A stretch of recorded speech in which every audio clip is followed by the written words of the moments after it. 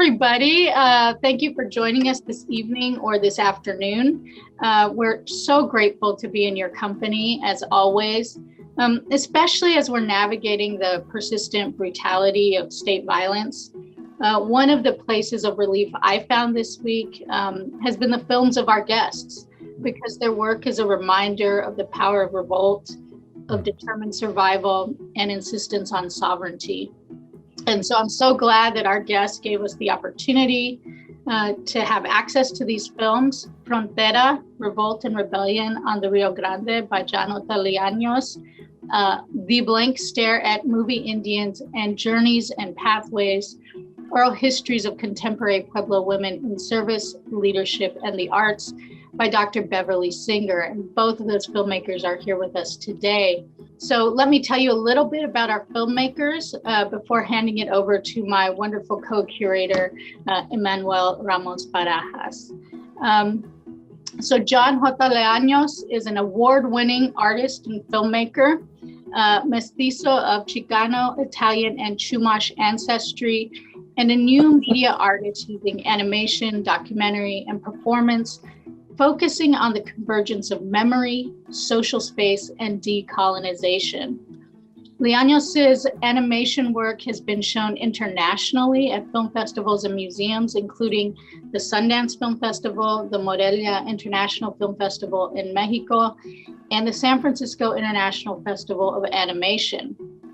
He's also exhibited at the Whitney Biennial, the San Francisco Museum of Modern Art, and the Museums of Contemporary Art in Chicago and LA.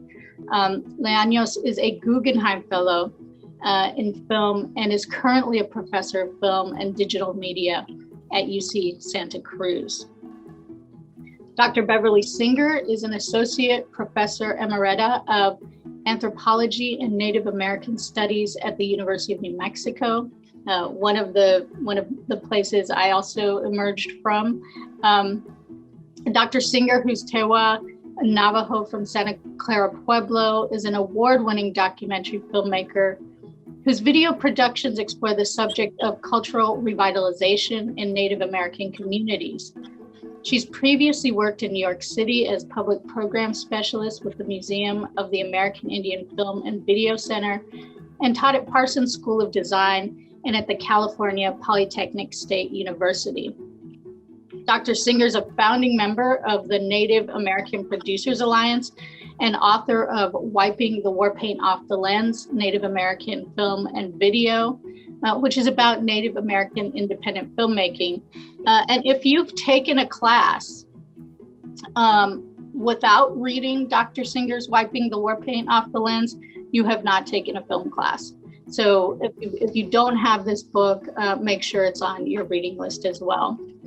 So today our conversation will be briefly contextualized and moderated by Emmanuel Ramos Barajas, a content creator and video producer who investigates the role of nation building and land possession in US and Mexican cinema, art, and visual culture.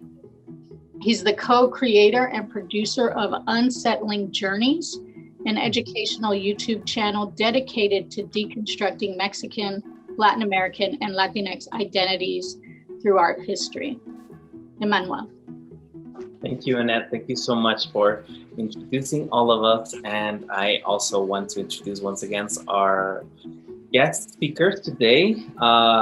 Thank you for allowing us to show your films.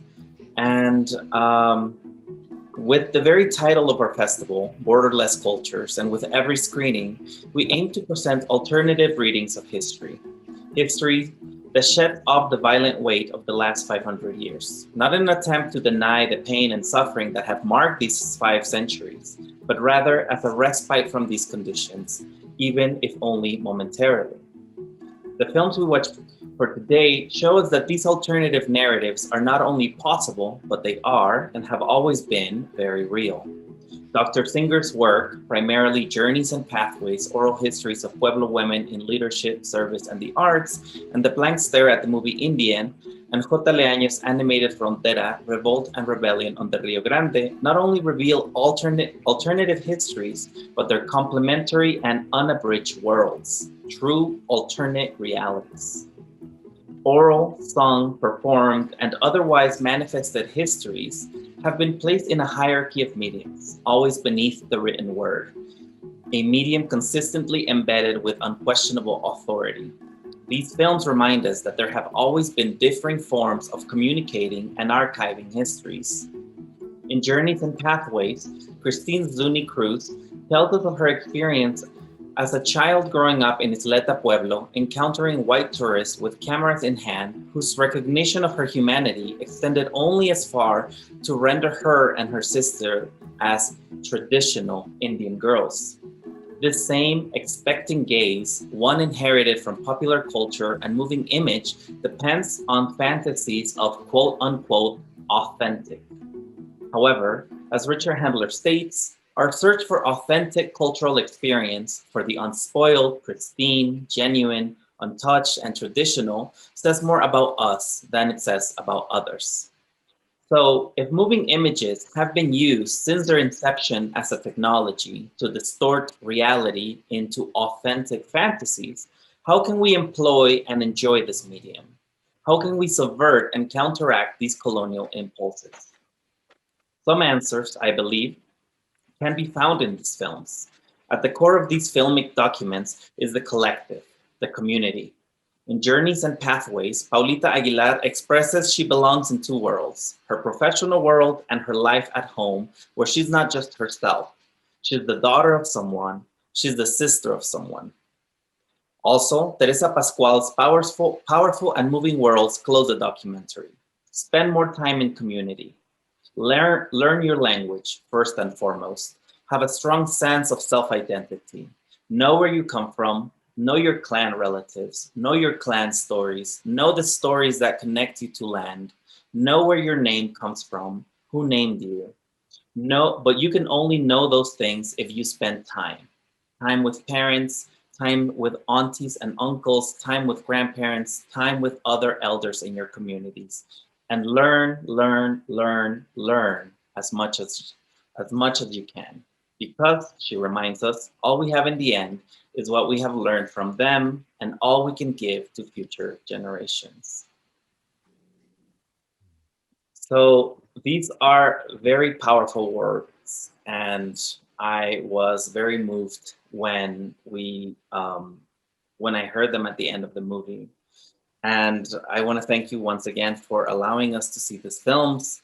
In a way, Dr. Singer, is this the premiere of this film? Yes, it is. Yeah, and thank you. Yes, we're very proud to be able to show it and to be able to contribute in spreading its message. I think my first question is that of both of you as storytellers in taking individual perspectives and experiences beyond the singular to form a collective history, one that can unite groups of people through shared ideas and values. As storytellers, as documentarians, what do you see your role as in that experience, in taking maybe your experiences and that of other individuals and help tell a cohesive collective story? I can open up. I would like to begin in just introducing myself as a kapo winge. Sangi teidi na hawe hua po queen he kapo winge and he newe hori and kudawaha. I want to thank the University of North Carolina, Chapel Hill, both you, Professor, and as well as Annette Rodriguez. It is this is a premiere of this production. I just completed the project working with Dr. Rose Diaz, who was at the Indian Pueblo Cultural Center, and we completed this in, I want to say, May or June, and it's quite an honor to be able to actually share these women's stories. There is this notion of the concept of history, and that I wanted to sort of get out of the way, because for particularly Pueblo Native people, I think that we are always in motion, in living today, in very present times. And so when we're thinking about the collective, we think about our each individual communities, and there are basically 20 pueblos, if you include Isleta del Sur in El Paso, Texas, who has been brought back into the fold, which directly relates to the production by my colleague, Frontera. But it's interesting to note the fact that when we look at the stories of Native people, it's coming from this place of knowing where you come from, the origins that you've heard of who you are and how you made your way to the place that you now live. And so it's a very moving way in which you continue to live in the manner and in the value system of your ancestors while continually taking in the new things that you are introduced to.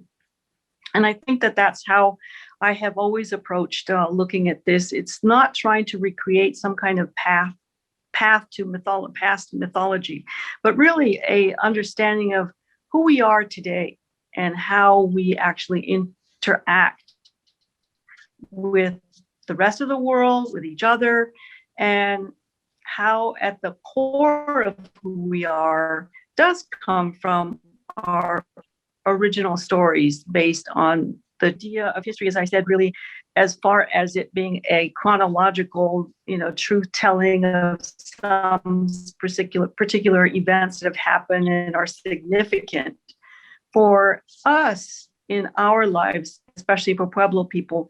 What is significant is really trying to maintain the relationships, not only to each other, but to the land, to the animals, to the elements, and then to be able to interact in a way that allows you, to grow as a human being. Yes, thank you for that. I think, part of thinking about history is a lot of undoing and unlearning, right, of what we've been told and taught and reified over and over, right? And what I love about Beverly's film is that it kind of confronts the quite masculinized spaces of what history is, and women's lives and contributions are often really hidden from historical study, as well as indigeneity. And so my approach to kind of learning about and making this animation about the Pueblo Revolt was really about kind of me coming to terms with the historical legacies of violence in the borderlands and understanding those connections and how they relate to the present and also how they relate to our future. And as we kind of unpack them, and as I unpacked my own kind of learning through schooling and popular culture and everything that through architecture, and there's this whole kind of movement of amnesia within the Southwest borderlands, right, to kind of forget what has been before as we move into a kind of techno capitalist future. I really was interested in kind of learning the details of it. And so Frontera really details these notions of the entradas of the Spanish and them coming into the area of the four corners, in which there had been generations of peoples and histories and cultures there. And just kind of erasing it and looking at these histories confound a whole culture, and then it being pressed to such a critical point where what emerged was a collective resistance, right? One which is kind of unexpected, right? Unexpected certainly for the Spanish, but also unexpected for all of the pueblos. As humans, we know that we don't always get along, right? And so, with all those different pueblos, some of them kind of sworn enemies, to gather together, having spoken different languages and hundreds of miles apart without to be able to construct this rebellion is really a model of I think resistance for the Southwest borderlands, right? And the fact that it is erased from history is fascinating for me, right? I know if you are in New Mexico, you are very much aware of the Pueblo Revolt and the resistance that happened as a kind of a marker for the modern era for Pueblo people, right? Pero if you're outside of it, it's just kind of unknown to folks. When I talk about this work, I ask people, who knows about the Pueblo Revolt? And usually one or two people will raise their hands, and they'll either be indigenous or European, which I find fascinating. So the Europeans kind of know more about our history than we do, or they're taught in that way. So for me, coming to it was really a kind of trying to understand the makings of the children in cages, the border wall, the violence, the drug cartels, all of this this scarring, which Ansaldúa called this open wound, right? What is it? Where did it come from, and how did we come here? And so that's where we came to to speak to a lot of Pueblo leaders and think about questions like what is this story? And I would ask over and over, and the Pueblo leaders would say that this is an American story. Of course, Joe Sando said it was the first American Revolution, right? And so as a public story. It seemed really important, and I think it's a really important kind of model for us as collective action in the most unexpected and harsh conditions, right? Yeah, I was just going to add to that, because what's so fascinating about the Pueblo Revolt of 1680 here in this region here is that if you look at what that revolt really was about, the underpinnings had to do with the fact of the introduction of an entirely new religious orientation. It was really a revolt against the religious imposition of Christianity coming into Pueblo people's lives. And, for Pueblo people, there's only one religion. It's very much, it's the earth, it's tied to the natural world and to the practice of relationship, of these elements. And so what fascinates me about the way in which this narrative has been basically disappeared from the American literary history is based on, the notions that it predates, the importance of America, this kind of pre-colonial whatever ideology that functions. And so I think that in looking at the way in which we approach an understanding of this particular history is that for Pueblo people, there wasn't your identity isn't determined on the religion that you belong to, Protestant, Catholic, whatever. There's just one people and one belief system. And so there's an agreement. And that's the same way that we tell our stories. Yes, we're individual communities and Pueblo peoples, but at the same time, wasn't it such an amazing time when they were able to organize together and say, look, we need to protect each other and the greater good against this onslaught of something that is bringing separation between us and forcing, the division that was happening based on the civil authorities and the religious authorities that had come into the territory, into the area. I mean, one of the reasons I thought these films were so great together, right, to think about them together, and I'm thinking also about The Blank Stare, where, we have images of Leonard Peltier in that film. We have Audra Simpson talking about sovereignty as inherent, right? And so sovereignty is the language of all of these films, right? And this sense that you, Dr. Singer, are talking us through, this idea of sovereignty of the people, and then as a human, creature in this creation.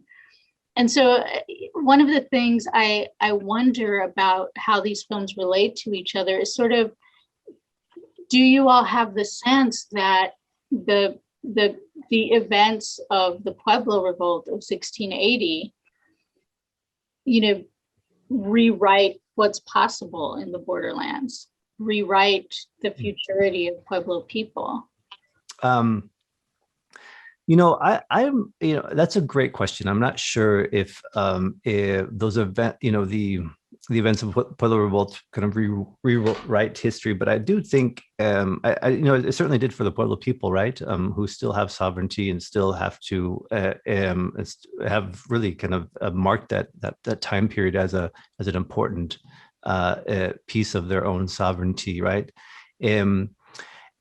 As we kind of move into this kind of strange kind of decline of American empire, and as we see the institutions of being constantly questioned, and we see it heavily on the policing side, and as we kind of hold these kind of detachments to a reformation of the American kind of ideal and democracy, we're also witnessing a rise of indigenous thought, indigenous reclamation, turning back to it, the whole land back movement, and a decolonial thinking, which is not only emergent, but also kind of a long established, right? A long legacy of it. So it isn't like we're making this up. We're pulling from these deep knowledges, right? That are there. And the decolonial work is really kind of to find the threads that are existing in order to attempt to forge a futurity, right? Which is in somehow anti-capitalist, pro-indigenous, and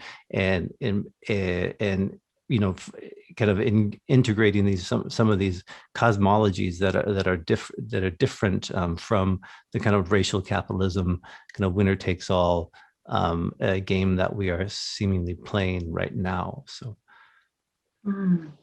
yeah, it's fascinating to look at how this past year and a half almost has gone under the pandemic, with the shutdown of so many fun and games that Americans have been so used to.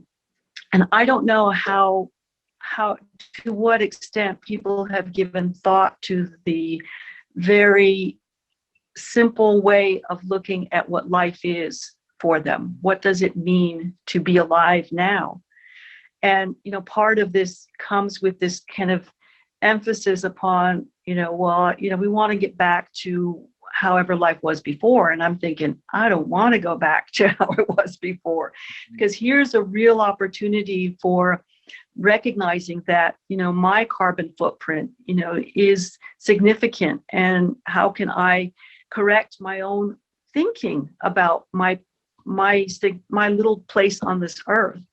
And I'm hoping, that through our films, and even in watching, John's film and learning these stories, that have been completely just put to the sideline, would give one the chance to be able, especially young people, to consider what kind of future they want.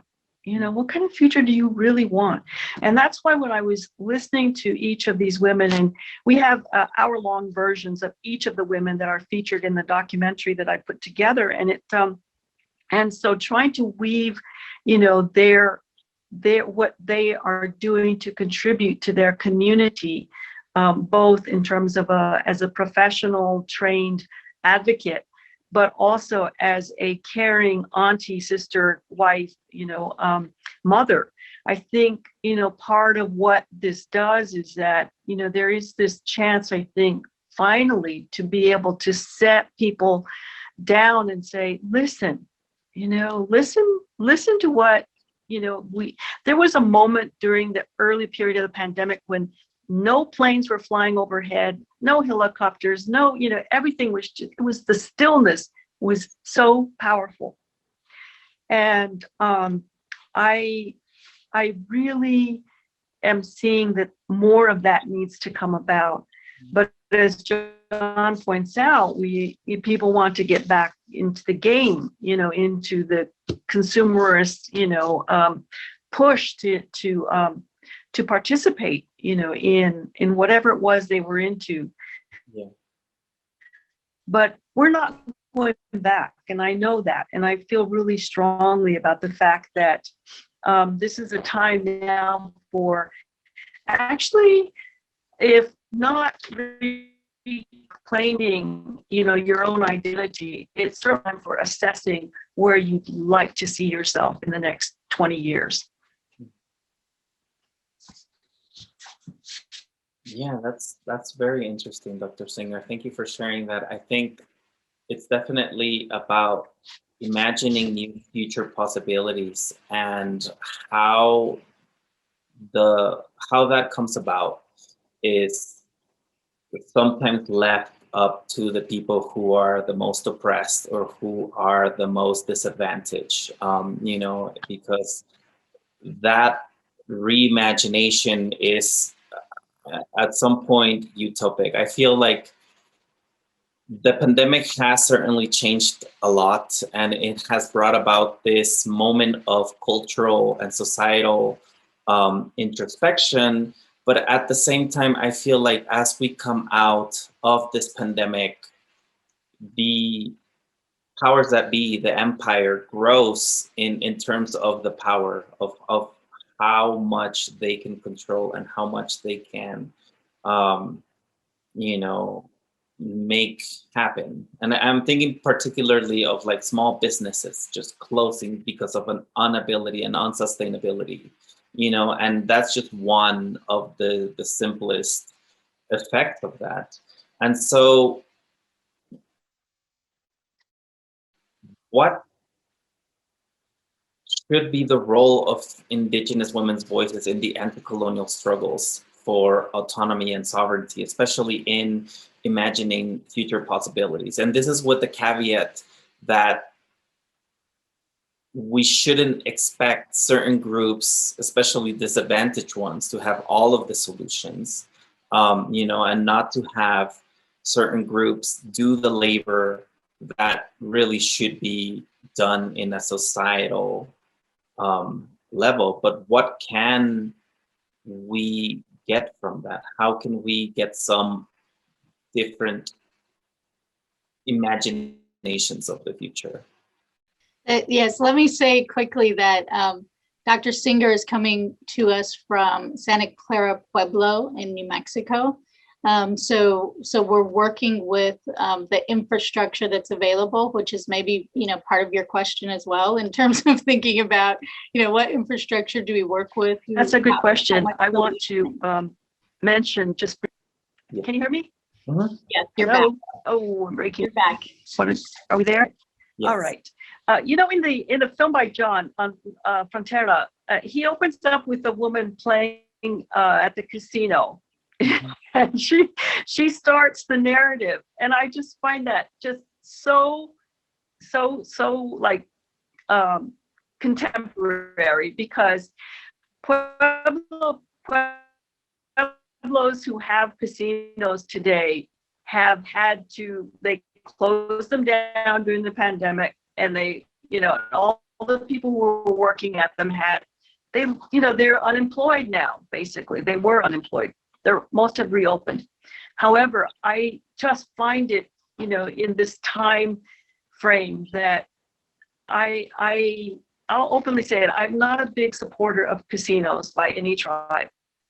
It has brought some good to communities who've been able to use the resources. It's brought, employment to communities, and and in part, I think that what is more important, however, is it's not only about the money that we need to be concerned about, in order to buy goods and services. And that's, how do you keep the community spirit alive?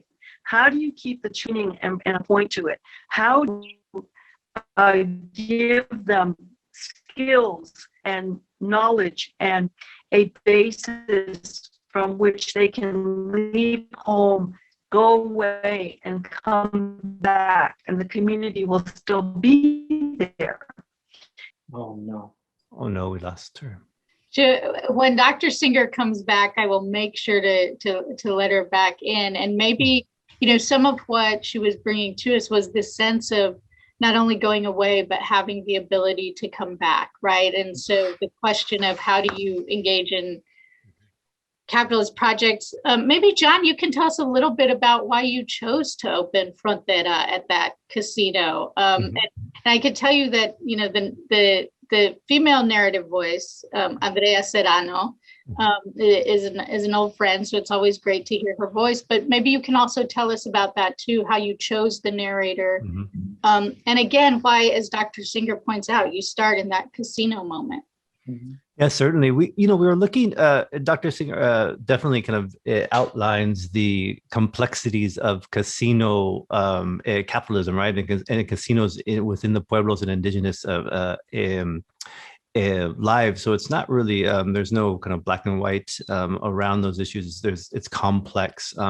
But we saw the casino as a resolana, and the resolana of it's a kind of a concept out of New Mexico where people gather to speak and exchange ideas and communicate, right? And it's the resol, the reflection of the sun during the winter time in a place of shade from a wall, right? And so people gather against this wall. And so we saw that the kind of contemporary resolana, where people tell stories and engage in dialogue and discourse and just communicate, are in part the casinos, right? And so we decided to set it there, but at the same time, destroy it, right? Just in the end, and that it is saying that, hey, this casino will be here for now, but after a while, this casino is no longer going to be here, but the Pueblo people will still be here. So that was really the emphasis of kind of thinking about setting it in a place that is complicated and complex and really ethically charged in a lot of ways, right? But at the same, but have it as a storytelling space, which I think is reality, right? People kind of talk to each other outside within this casino space. With Andrea was kind of came into our lives. She's a friend of many, the producer Aime Villarreal and various others. And she was just a great kind of poet and mestiza who really brought a kind of a New Mexican feel and voice to it, which I think is really interesting. So her presence is, as a storyteller, is really kind of engaging, I think, in that space, in the casino, and which really helps. But I also wanted to kind of address, the Emmanuel's question about, how indigenous women are kind of laying the groundwork for for a productive futurity and a collective understanding of indigenous persistence. And I think that, it is really, here in California, we have, several chairwomen, Luis Miranda of the Esalen tribe, of Rosemary Cambra of the Mecuna tribe, and Karina Gold of the Ohlone. So there's definitely a female indigenous leaders at the forefront of protecting the ancestors. Luis is always when they're digging up a site to build a new building here in California, which is happening all the time. They're always coming across ancestors, right? Bones and so she is always on them there within the half hour, kind of claiming the space and negotiating where these are happening. So I do believe that that is really the present and the future and the past of women indigenous leadership, in that it is prominent, Dr. Singer, we had you cut out at some point when you were talking about how the casinos have brought opportunities to the pueblos, but how they are not the end all of opportunities, and how we should not focus on money only. Would you mind picking up that train of thought? Yes, what I was thinking about was the fact that, the women featured in the program, the production that I worked on, actually are very much representing the role of Pueblo women today as leaders in terms of the kind of work that they're doing, that are still connected to community. I think they are demonstrators of the fact of how culture can actually be incorporated into any kind of professional life that you have. And I also see them as being, important communication between the rest of the world, wherever they are. They are the interlopers. They're the ones who seem to be, really providing the context for understanding indigenous people today. And if you look at all of the movements that have taken place in more recent times, you see that it was Native women who were at the forefront of the water protection up in, with the XL pipeline, and in Minnesota, there's a pipeline demonstration going on there, and in other places. And, Native women really do care about the children and the next generations, because they are the ones who are bringing them into the world. So I think that is so significant.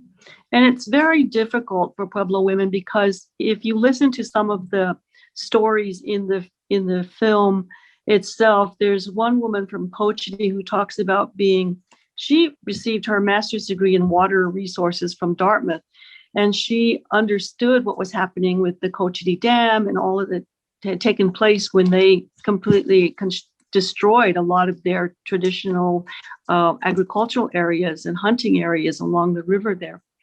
And but at the same time, she was unable to represent the council, by herself. She said that this is a practice that, it's longstanding, and however far back it goes, it's that women really Pueblo women particularly have not been seen as the spokespeople for Pueblo people. And this goes back to the time when the arrival of the Spanish conquistadors and the civil authorities came. They only dealt with the men.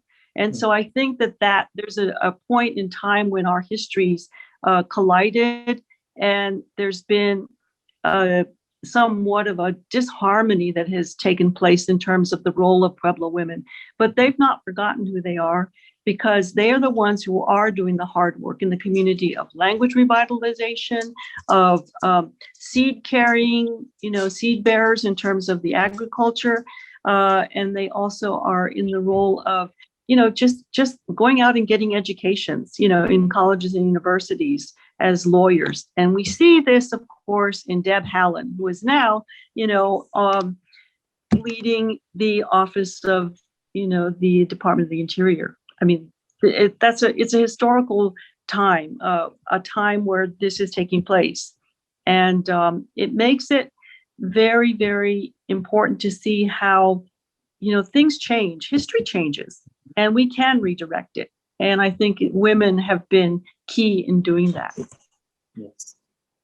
That's really good. I just wanted to bring up, there was one scene in Beverly's film, a documentary. I think it's a still shot of Pueblo women patching up the adobe house, right? And it brought up a story about how women would construct the houses, right? The Pueblo houses were constructed by women, and from what I understand.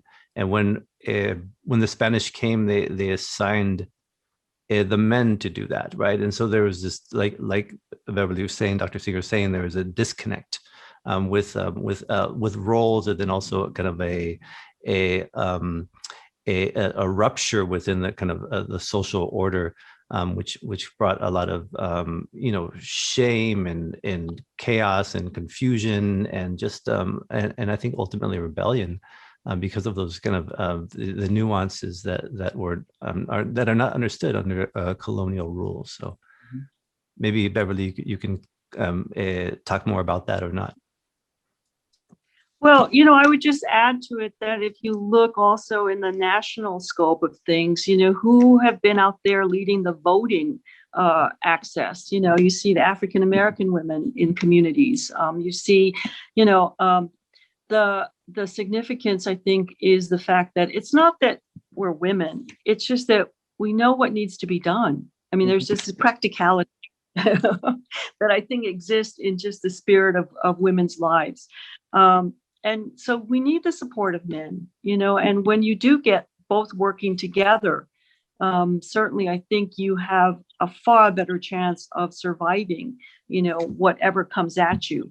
And that was what was so important, I think, during times of upheaval and change and hardship, because, Pueblo people went through a lot of hard times with the arrival of outsiders, first with the arrival of the Spanish, and then they lived through the Mexican period when they were not considered, they were citizens, they were just an unknown entity that were controlled by an outside government. And then the American system came in.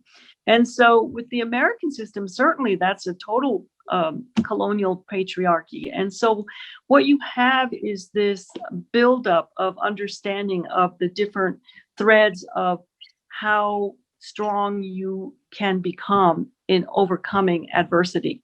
And, after a while, you really do need to sit back and say, oh, okay, wait a minute. What is it that that I can do then and that's what Teresa Pascual says, who can I look around and who's doing what kind of work and who can help me? We're not afraid to ask for help. And I think that might also be is that, women do have that ability to share the work. Yeah, that's definitely true. I think shifting a little bit, I want to ask about, as documentarians and storytellers telling non-dominant narratives, how you have approached traditional documentary formal techniques and modified them to augment the different histories, not typically understood as histories. So in other words, how do you use alternative, formal, and aesthetic techniques to counter what Dr. Singer has called the blank stare? Yes, I think I could address that. For us, telling this history of the Pueblo Revolt was really like, a CSI, but 333 years late, right, on the scene. And so we're looking at it from, oral histories and new archaeologies that are being, non-destructive. Uri Aguilar, another a Pueblo archaeologist, has done a great job of kind of reconstructing through kind of sonar technologies,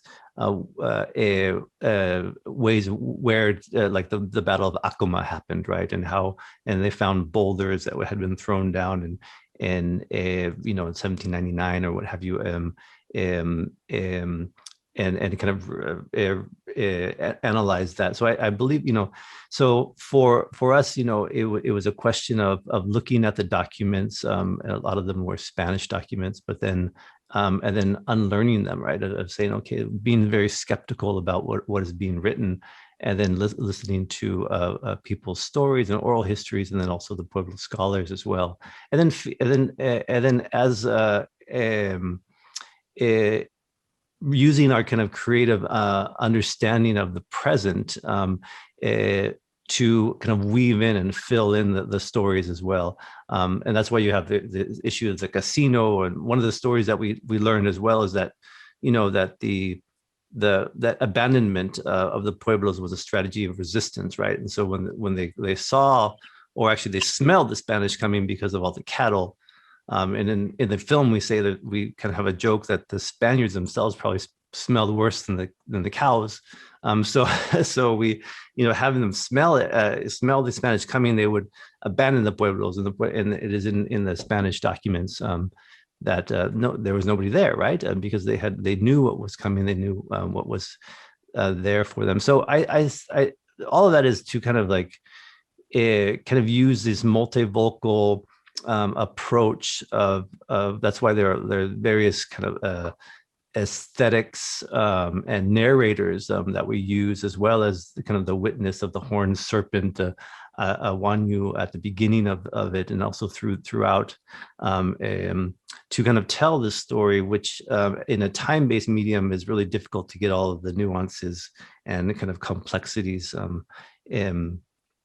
revealed, right, and in a deep way. So that's why, approaching different aesthetics and different voices and different narrators at different times to tell different stories was really our approach to kind of I think approximate some sort of semblance of what went down in 1680. John, did you start out knowing you were going to do an animated feature? What made you decide it was going to be an animated, way to tell this story rather than, as Emmanuel is talking about, this sort of aesthetic of the traditional documentary? I think, I had been like 5 animations in, and we had done, and so it was a medium that we really enjoyed because it allowed us the flexibility of telling stories without saying it, right, with the visual language, and be able to create and using art and to kind of layer the complexities of the history that are there, right.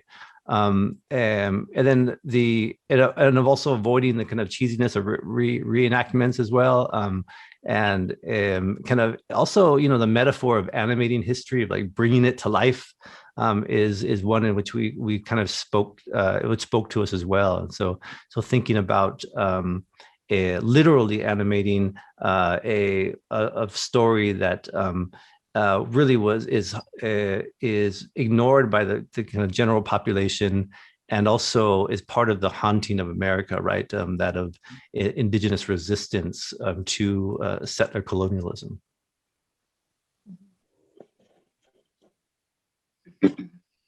Emmanuel? Yes. Let me respond to your question. One of the ways in which I recognized how important it was for me to be able to use film, it happened for me early on, because I sense that the way in which traditional storytelling through film has been done has been to try to create these, I don't know, what would you call it? To get people out of their own experience and flow into someone else's narrative. And kind of an objectification of experience.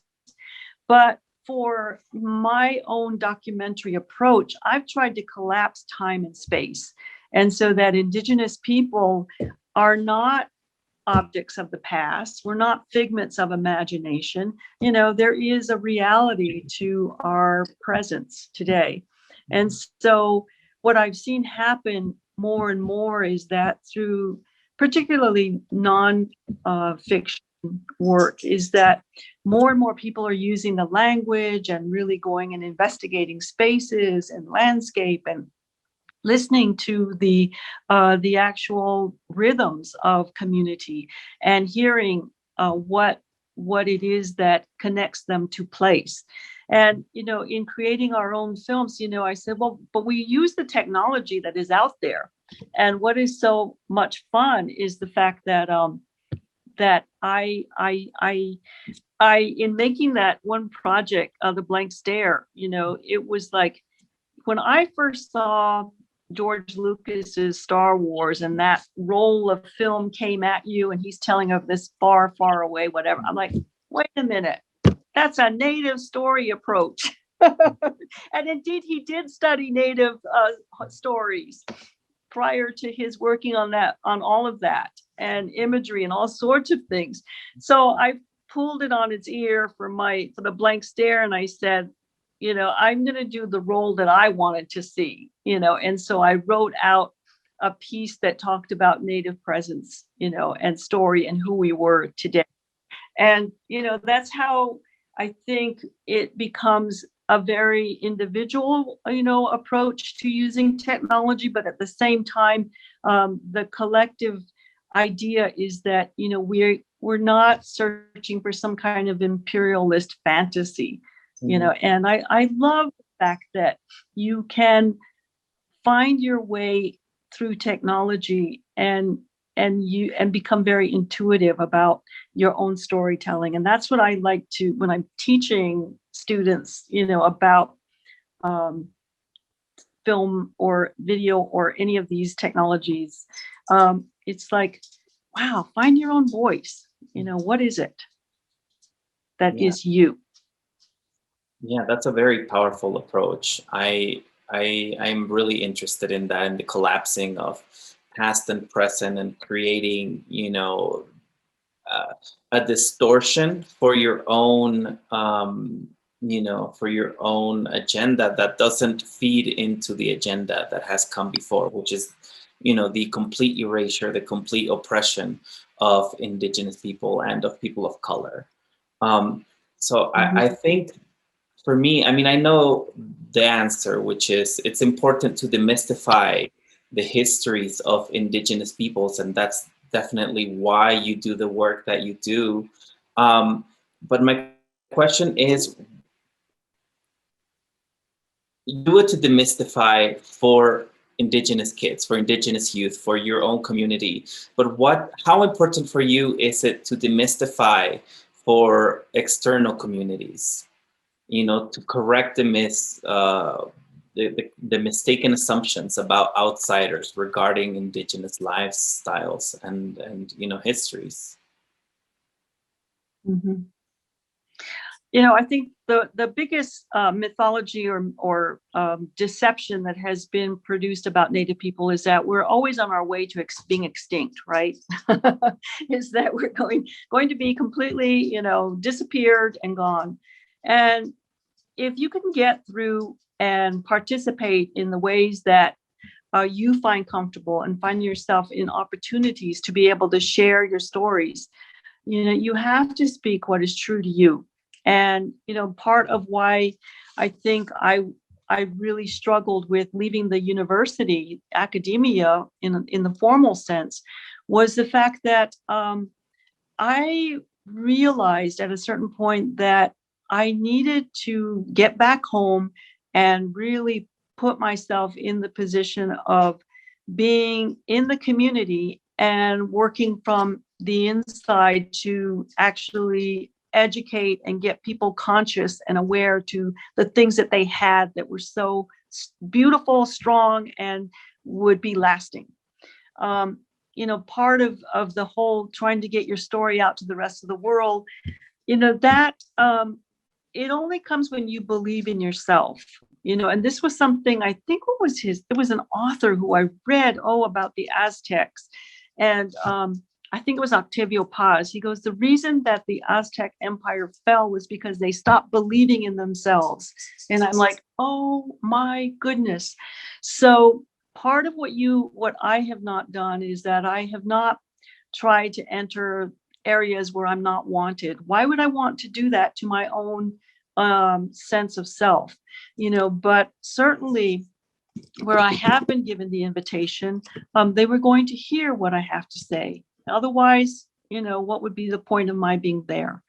And so I did that in the university. I had my struggles, I had my battles, you know, and at a certain point I realized I don't need to battle this anymore. And I don't really need to change people's minds about who I am. They know who I am. And what I would like to do is to take some risks, and you have to take the risks in order to get yourself to be heard. So publish your books, write your stories, make your blog, you know, produce your own film festivals. And there's a number of them that are being done in Native communities, you know. And what happens is that outsiders start wanting to know, well, what's going on over there? You know, you create your own mystery, you know, by doing your own thing. And because what they do, they know what it's like. I mean, they know what the Oscars are. They know what this, you know, and it's just the same old, I call it same old kind of glitz and glamour that is so short-lived. But the kind of filmmaking that I'm talking about is the one that carries on and moves forward and is flexible and has strength and longevity. Yeah, that is really well said.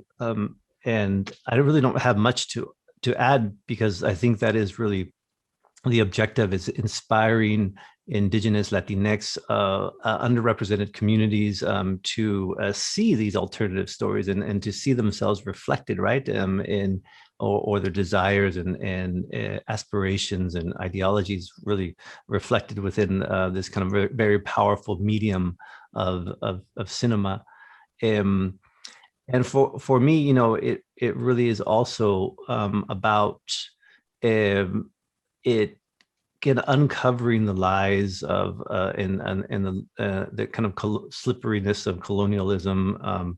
There's such a strange logic where, when we have, like, oops, I mistook my gun for my taser, and there's this arguments about whether that's kind of right or not. But it's as if it were an accident, right? And it isn't an accident, it's a lie, it's a cover-up, it's a logic of immunity, right? And in a way, I believe that kind of white American settlers believe that colonization is really an accident of history. It's like, oops, it happened.